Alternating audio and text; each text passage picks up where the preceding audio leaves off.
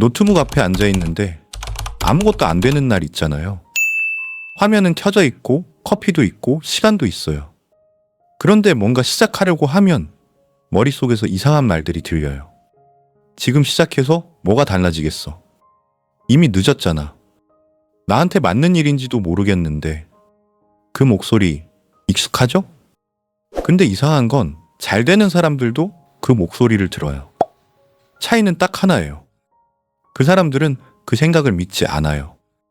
오늘은 그 차이를 만드는 생각의 패턴 이야기를 해볼 거예요. 심리학 연구들이 반복해서 확인한 것들이고 실제로 버렸을 때 삶이 달라지는 것들이에요.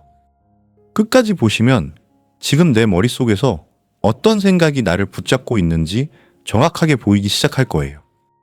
노트북을 펼쳐두고 뭔가 시작하려고 할 때 많은 사람들이 이런 생각을 해요. 조금만 더 공부하고 좀 더 알고 나서 준비가 되면 그때 제대로 해야지. 그런데 준비가 됐다는 느낌은 언제 오냐고 물으면 대부분 대답을 못해요. 심리학에서는 이걸 준비 환상이라고 불러요. 뇌는 불확실한 상황을 위험으로 인식하고 더 많은 정보와 준비를 통해 그 불확실성을 없애려고 해요. 근데 불확실성은 없어지지 않아요. 행동하면서 줄어들 뿐이에요. 스탠퍼드 심리학 연구팀이 흥미로운 실험을 했어요.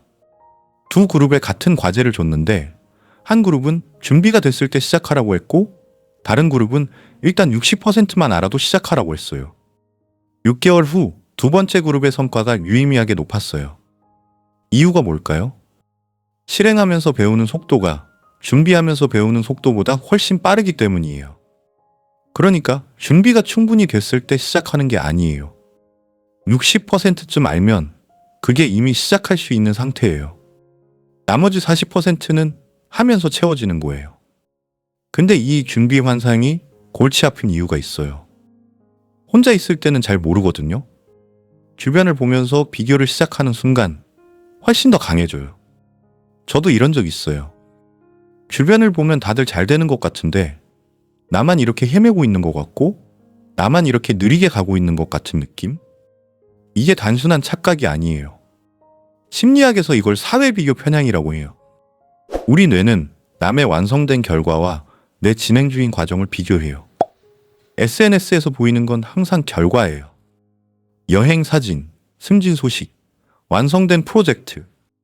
그 뒤에 있는 혼란과 실패와 반복은 보이지 않아요. 신경과학 연구에 따르면 이 비교 행동은 뇌의 위협 반응 시스템인 편도체를 활성화시켜요. 그리고 그 반응이 지속되면 실제로 사고 능력이 떨어지고 창의성이 줄고 행동을 미루게 돼요.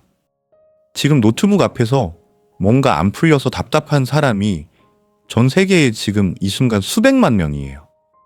나만 이런 게 아니에요. 이 과정 자체가 원래 이렇게 생긴 거예요. 그리고 이 비교 심리가 특히 강하게 작동하는 순간이 있어요. 뭔가를 오래 해왔는데 그게 잘 안 풀릴 때예요. 이미 이만큼 했는데 왜 아직도 이러지라는 생각. 이게 또 하나의 함정이에요.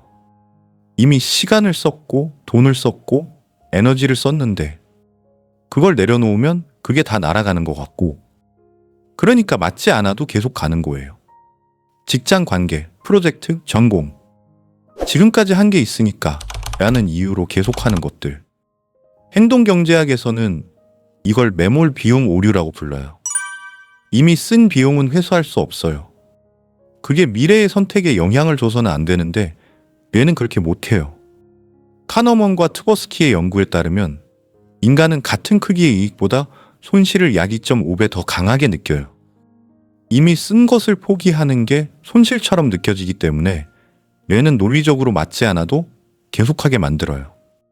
냉정하게 보면 지금까지 쓴 것은 이미 쓴 거예요. 그건 어떤 선택을 해도 돌아오지 않아요. 그러니까 질문을 바꾸는 거예요. 지금까지 한 게 얼만데가 아니라 지금부터 내 시간과 에너지를 어디에 쓰면 가장 의미 있어? 지금부터가 기준이에요. 근데 이 생각과 세트로 오는 게 있어요. 계속 해봤는데 결과가 안 보이면 내가 하는 게 맞는 건지 의심이 오거든요. 결과가 없으면 의미도 없는 것 같은 느낌? 뭔가를 시작했는데 결과가 바로 안 나오면 이게 맞나라는 의심이 들고 결국 그 중간 과정을 버려요. 그리고 또 다른 걸 시작해요. 그것도 결과가 안 나오면 또 버려요. 이게 반복되는 이유는 뇌가 즉각적인 보상에 최적화되어 있기 때문이에요. 신경과학 관점에서 뇌의 보상 회로는 즉각적인 피드백에 반응해요. 결과가 보이지 않으면 도파민이 분비되지 않고 동기가 떨어지고 중단을 선택해요. 근데 대부분 의미 있는 것들은 결과가 늦게 나와요. 글쓰기, 운동, 실력, 관계, 신뢰. 이것들은 오랜 기간 쌓여야 보이는 것들이에요. 심리학자 앤젤라 더크워스는 이걸 연구했어요. 성과를 예측하는 가장 강력한 변수가 뭔지 알아보니 재능도 IQ도 아니었어요. 그리 장기 목표를 향한 열정과 인내심이었어요. 지금 이 과정이 쌓이고 있다는 걸 믿는 것, 그게 결과보다 먼저 가져야 할 것들이에요. 그런데 이 인내심이 특히 흔들리는 순간이 있어요.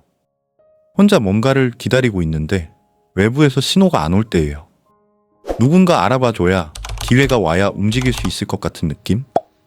회사가 기회를 줘야, 누군가 알아봐줘야, 상황이 좋아져야, 조건을 달아두고 그 조건이 충족되면 움직이겠다고 기다리는 거예요.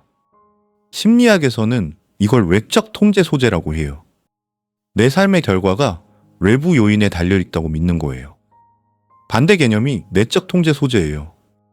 내가 어떻게 하느냐에 따라 결과가 달라진다는 믿음.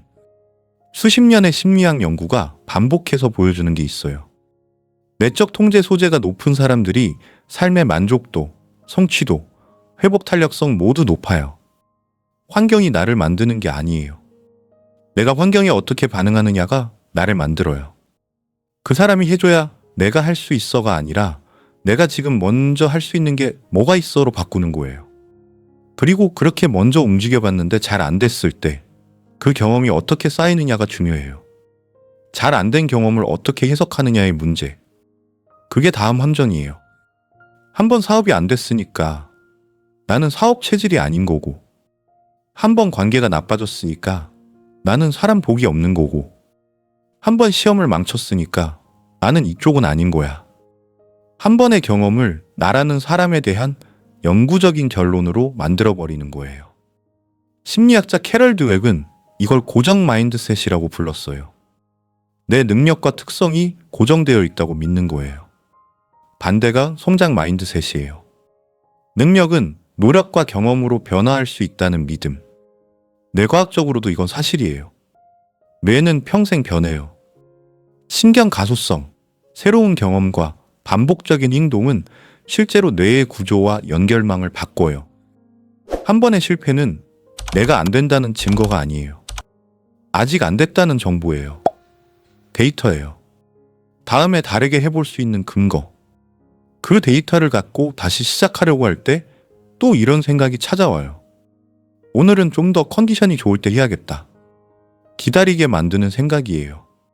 기분이 좋을 때 잘 될 것 같고, 컨디션이 좋을 때 집중이 잘 될 것 같고, 동기가 충만할 때 움직일 수 있을 것 같고, 그래서 그 상태가 될 때까지 기다려요. 근데 행동심리학 연구가 보여주는 건 반대예요. 동기가 먼저 오고 행동이 뒤따르는 게 아니에요. 행동이 먼저이고 동기는 그 뒤에 따라와요. 심리학에서 이걸 행동 활성화라고 해요.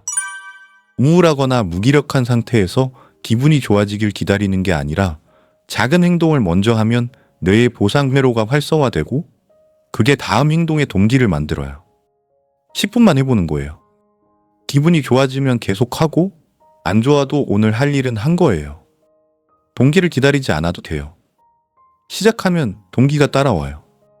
그런데 이렇게 시작은 했는데 또 다른 벽이 있어요. 잘해야 한다는 생각이 시작을 막는 거예요. 아무리 작게 시작해도 머릿속에서 이 정도로는 부족해라는 목소리가 오거든요. 이걸 잘 못하면 어떡하지? 잘못되면 창피하잖아. 완성도가 낮으면 안 내는 게 낫지. 이게 완벽주의예요. 근데 완벽주의는 높은 기준의 문제가 아니에요. 심리학에서는 완벽주의를 두 가지로 나눠요.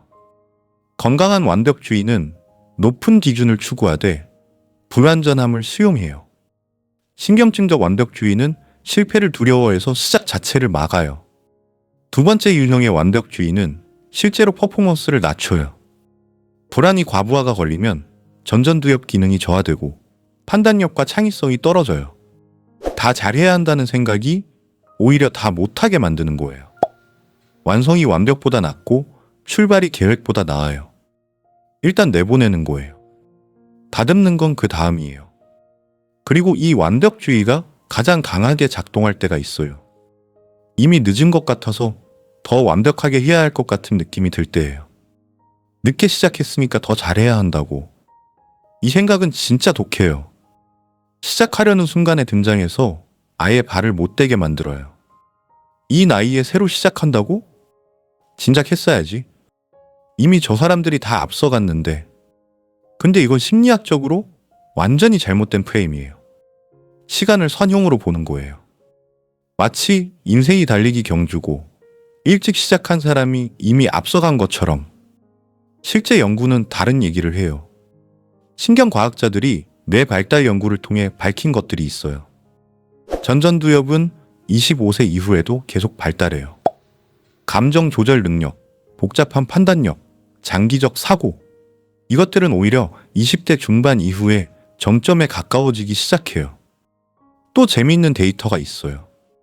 MIT 연구팀이 노벨상 수상자, 특허 발명가, 성공적인 스타트업 창업자들을 분석했더니 혁신적인 성과를 낸 사람들의 평균 나이가 40대 초중반이었어요. 이미 늦었어 라는 생각은 사실이 아니에요. 지금이 내가 가진 가장 이른 시점이에요. 지금 이 순간이 앞으로의 시간 중에서 가장 빠른 출발점이에요. 오늘 얘기한 생각들 다시 한번 보면요. 완벽하게 준비되면 시작하자. 나만 이런 것 같아. 지금까지 한 게 아까워서. 결과가 나와야 의미가 있지.